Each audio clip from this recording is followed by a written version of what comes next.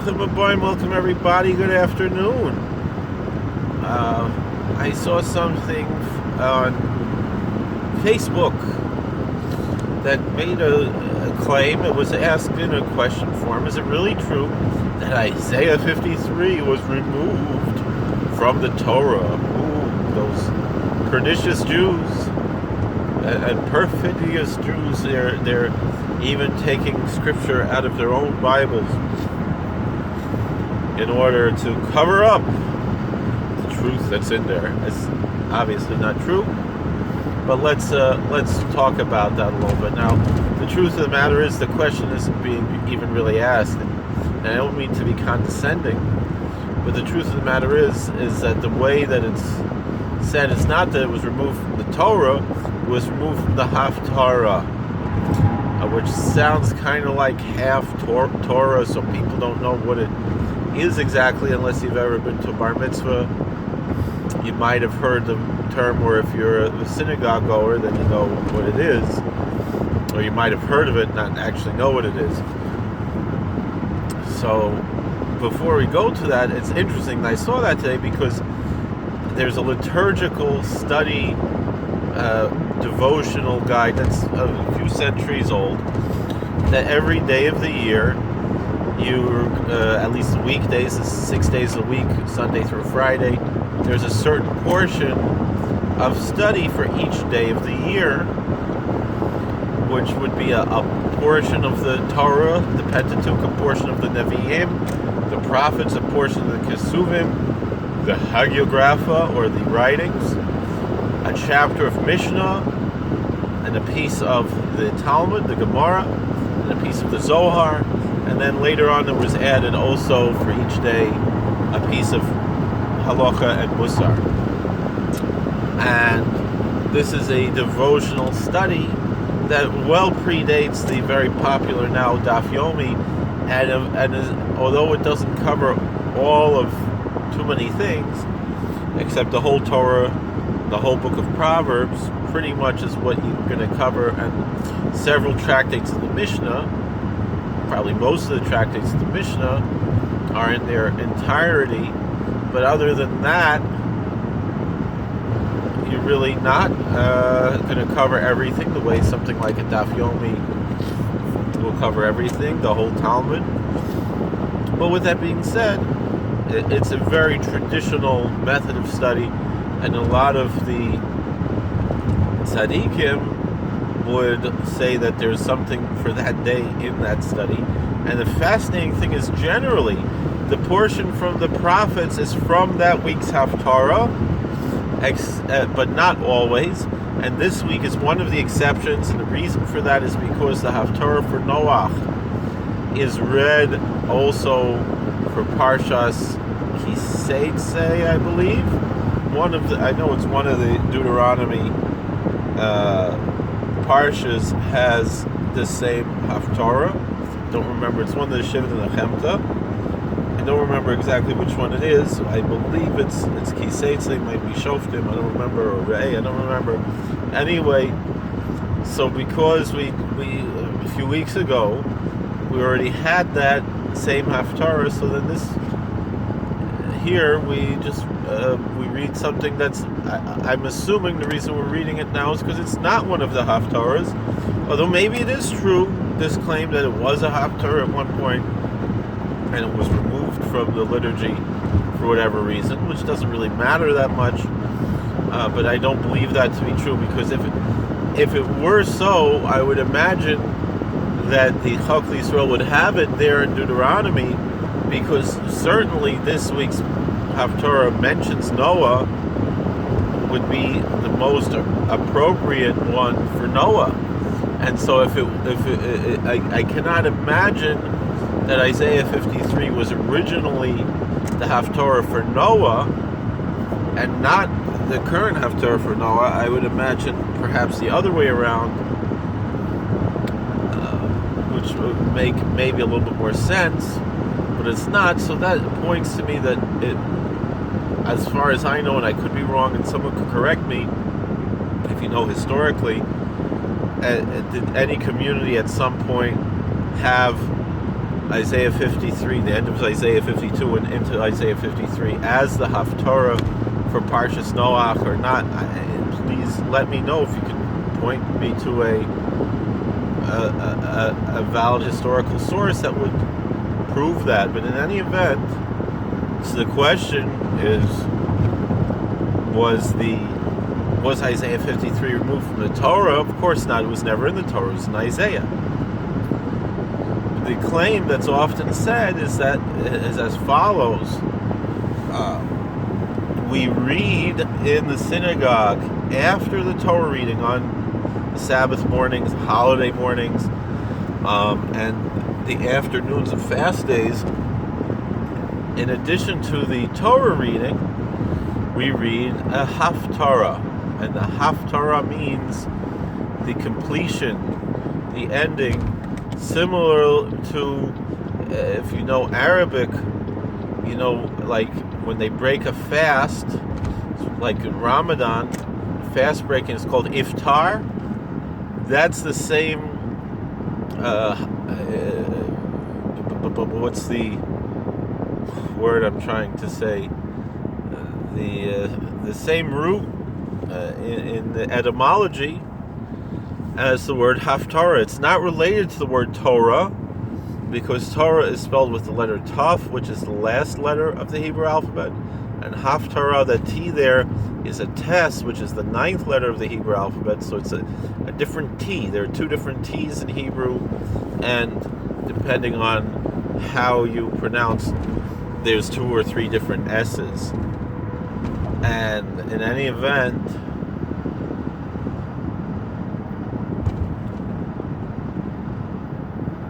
we see these things here. So anyway, the haftara means the portion of the books of the prophets that are read liturgically after the Torah reading, which really you could read anything, any portion of the prophets, any 10 verses count for that. But it's traditional to associate a haftara reading with either the subject of the Torah reading that sometimes is there, or the holiday, or some other occasion. So for example,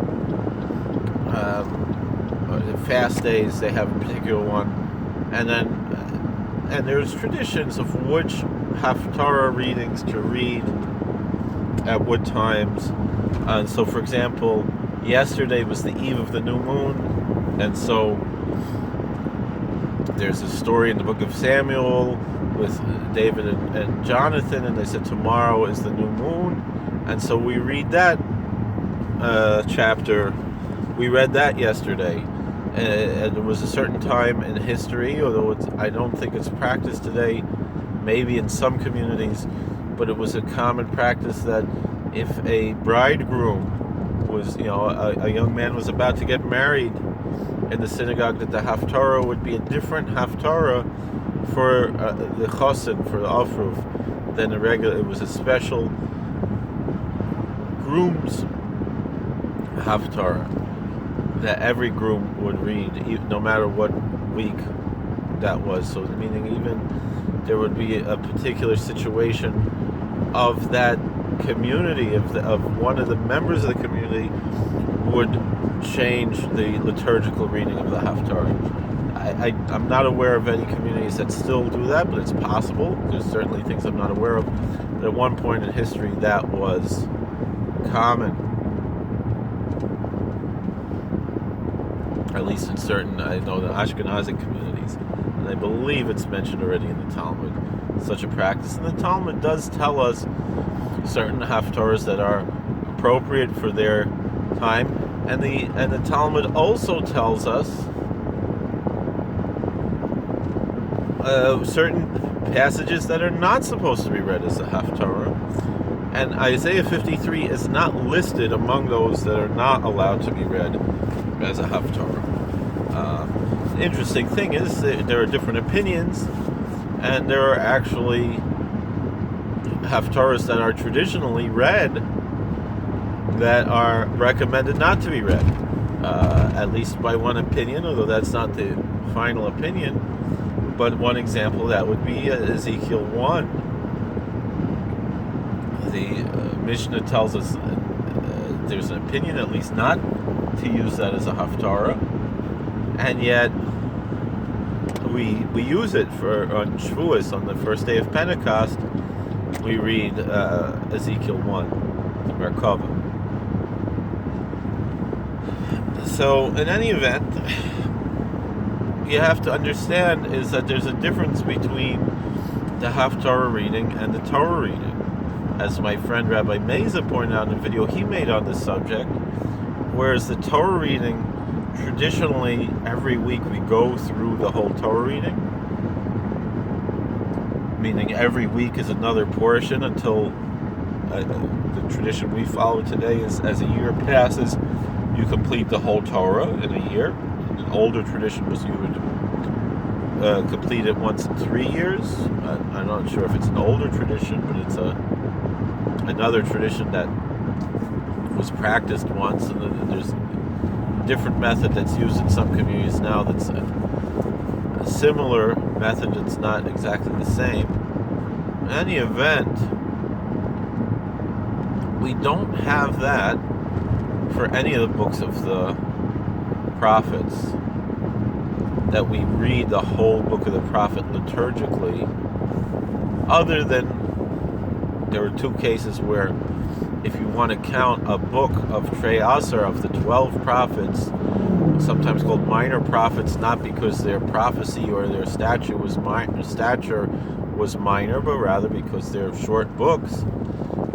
So we do many synagogues, if not most, will read Obadiah for Vayishlach, which is 21 verses. It's a 1-chapter book, and the very common practice is to read Jonah on the afternoon of Yom Kippur, the whole book of Jonah, all 4 chapters. But the most common prophet to read from is Isaiah, and yet there are plenty of Isaiah's 66 chapters. There are plenty of chapters in Isaiah that are not read, and that's the point that my friend Rabbi Meza brought up in one of his videos, is that you don't, that's just not how it works. And the truth is, you go to a liturgical Christian community where they have a set gospel reading, like in the Catholic Church and the Orthodox churches. They're both Catholic and Orthodox, but the Roman Church and the Eastern churches have this tradition of this week we're reading this gospel, right? They're not reading straight through Matthew, Mark, or Luke, or John. It's just that week there's a little portion of, that's much shorter than any kinds of liturgical readings we have, that they're going to read. The priest will read a few verses from their gospel, and it's not in any order other that's that you have to finish the whole book of the gospel, but rather it's a lesson that's appropriate for that time. And that's more or less the way that the prophetic readings called haftara are done. They are set liturgy, but they're not in order of the scripture, but rather they're in an order, a liturgical order that's appropriate to that reading. And actually, if you are a Christian and you're familiar with the story of Jesus coming into the synagogue and reading from Isaiah, and then he says, you saw this fulfilled in me, something along those lines. It's been a while since I'd seen that. I remember there was something. What he was most likely engaging in there at the synagogue wasn't just a random thing, but it was a liturgical It wasn't like you would think a Protestant just opening up the Bible randomly, but this was a liturgical reading of the haftara that the Mistama, Jesus got maftir, and he's elating the maftir. And then he is claiming that he's the fulfillment, it would seem is what he's claiming, of that prophecy of Isaiah that he was reading there. It's not clear that it was necessarily like we have today, that there were set liturgical readings for each week, which are not so, they're still somewhat fluid even to this day, but rather the fact was that it was just that you perhaps at that time you could have picked just any 10 verses from the prophets to read as the maftir, as the haftara, and that could have been acceptable in that time in those synagogues in the Holy Land in the days of Jesus, if that's indeed even a historical account, which I don't know. I tend to doubt the historicity of anything that's in there, but it's certainly possible. But that would have been the practice at the time, was to, as it is today, is to read from the Haftarah. But again, even at that time, it wasn't going to be something along the lines of we're going to read every week a chapter of Isaiah and finish it. Because even if you did that, you're not going to finish Isaiah in the whole year, right? If you're doing it once a week, right? And it's not just Isaiah that we read from, even though, like we said, our tradition today is that most of the haftarahs that we read are from Isaiah, but there are many other haftarahs, and some haftarahs are more than a chapter, and some are less than a chapter. We have very few that are just 10 verses, although that's the obligation, is 10 verses according to our tradition. So essentially, the claim that certain missionaries that want to label the rabbinical Jewish tradition as somewhat pernicious and perfidious in trying to remove references that they understand to be Christological from Judaism, from Jewish practice. I am unaware of any evidence that there was any time in history that there was a regular reading of Isaiah 53 that was removed as a haftarah. It's possible that it could have been used as a haftarah. There's no reason not to use it as a haftarah. And the truth of the matter is, like I said, I just read it now a few minutes ago in the Chak L'Yisrael, and when I read it, I don't see, particularly when you actually read in Hebrew instead of a biased English translation interpretation, I don't see why would someone necessarily see Jesus in there unless you're a big Jesus guy, which I appreciate. If you're a Christian, well, you should see Jesus in everything, right? But if you're not, somebody else, a Mormon might see Joseph Smith, and a Muslim might see Muhammad. I don't know, and someone, who likes Bugs Bunny might see Bugs Bunny there. I don't know, but I just don't see it. I don't see why. Christians insist that Jews should look at this passage. I understand why Christians would see it that way, and they should if they're really serious about their Christianity. That makes sense. But all right, so the Christian sees it that way, obviously. But why would the Christian expect someone who's not looking for Jesus everywhere to see Jesus in that?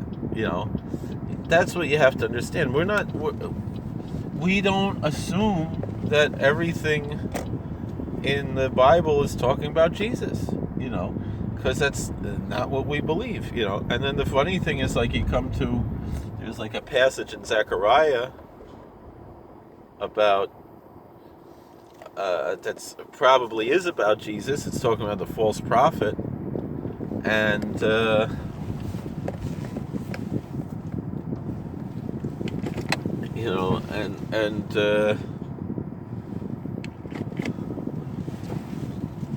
and it's saying, look at these wounds in my hands I got in the house of my friend.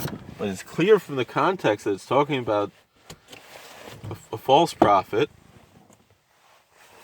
And yet there are missionaries who are so obsessed with, like, trying to prove, look, we found Jesus in the Old Testament, what Christians call the Old Testament. We don't call it the Old Testament.